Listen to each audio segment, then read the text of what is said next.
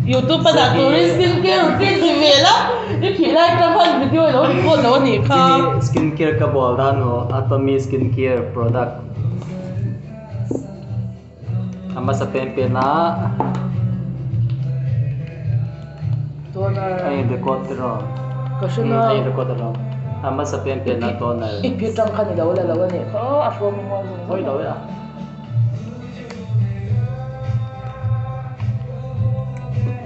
miel hoi na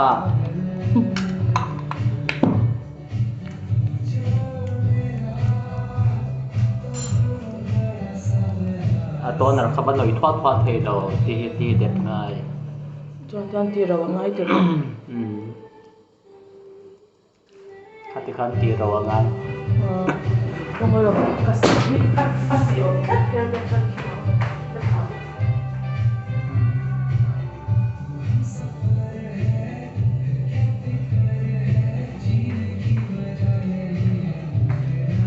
savom bang jeng ka hi je kong nuai hi de deu ka dong wang so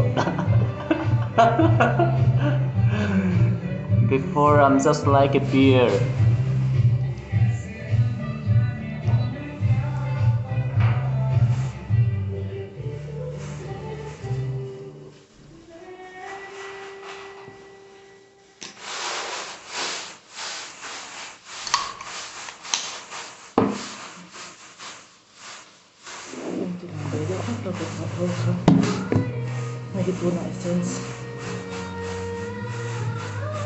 tika bon se ke am pinu tok so ke pha khole ahong hol so pha khole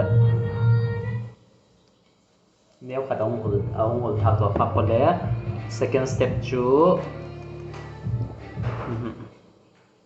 yan an tinge ya essence ze ale len zong na om ni essence ke te pel hi second step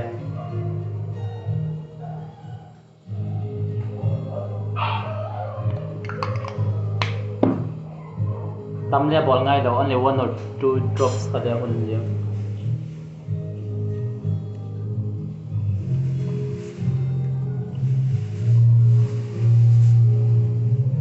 ye chui no pai la ti no the ta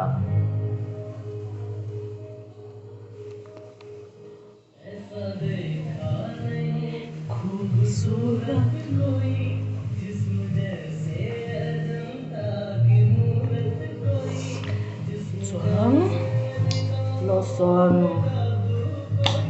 yang mal saving katina athi oi athip section shim lo mai hi kan nei huna mo claim in athip section shim mane ka nei ka thip kai mai phi file lo nang chu ye me ma se file na sarap thap ki athip shim lo mai hi kan nei dire na chani ne oi ban ti kan ti lo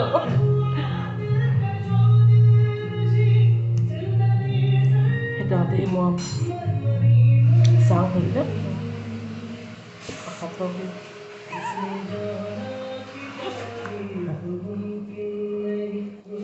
kan mai hi zo aman to nia mai man to ni miêu chặt nghe ngai chi mo ato lo bu mo skin man tam vun man tam second step zo yes third again third step third step kind of third step ki ton wait keep wait we are doing vlog video record wait at humna lotion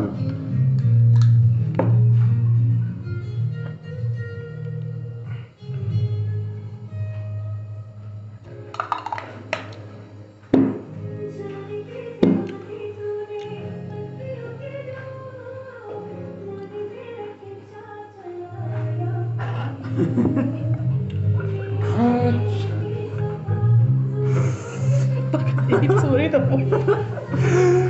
pakati na ito ran tsaka patni kanen saya nutrition cream zo eye cream oil lip lipeng lo po kha iro na lawan ne kha liquid yang lawan cara apa kau? Kata merah.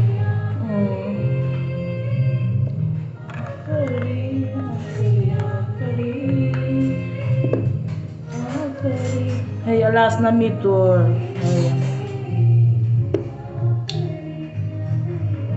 Lotion lo so Hey. eye cream. Eye cream kecuali sini. Lotion lo so nutrition cream.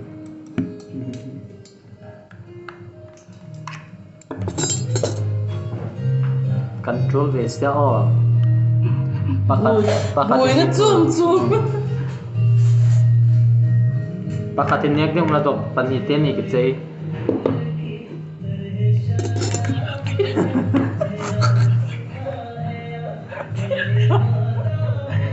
Bawa namin. It's a keep.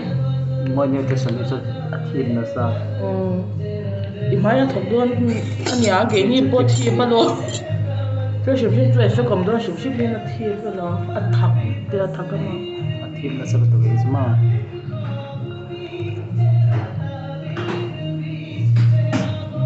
Cái gì? À tại tú mấy cái biang thì mo in đâu mua cái này ha.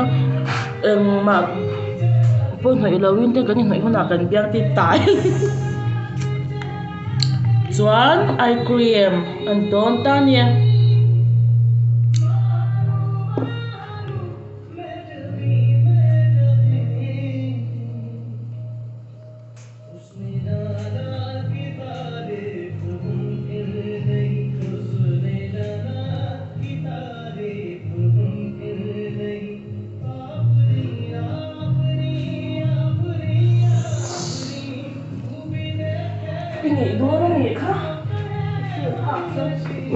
Kaya how doon sa na eye cream kayo na doon mo.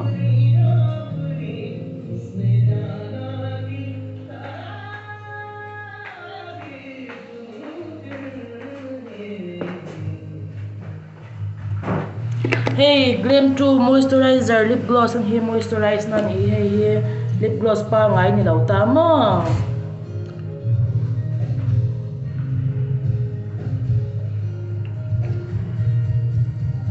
Uy, moisturize na.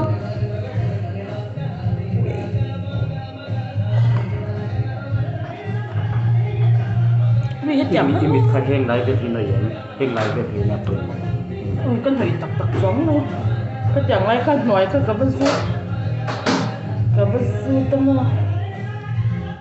Cái này nó không chơi trong hai thập bị là về.